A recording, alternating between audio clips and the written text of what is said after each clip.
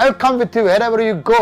നീ എവിടെ പോയാലും ഞാൻ നിൻ്റെ കൂടെ ഉണ്ടാകുമെന്ന് പറഞ്ഞാൽ കർത്താവിൻ്റെ സാന്നിധ്യത്തെ അനുസ്മരിച്ചുകൊണ്ട് നിൻ്റെ വഴിയാത്ര നടത്താൻ കർത്താവ് നിന്നെ പ്രാർത്ഥനയായി പൂരിതമാക്കട്ടെ.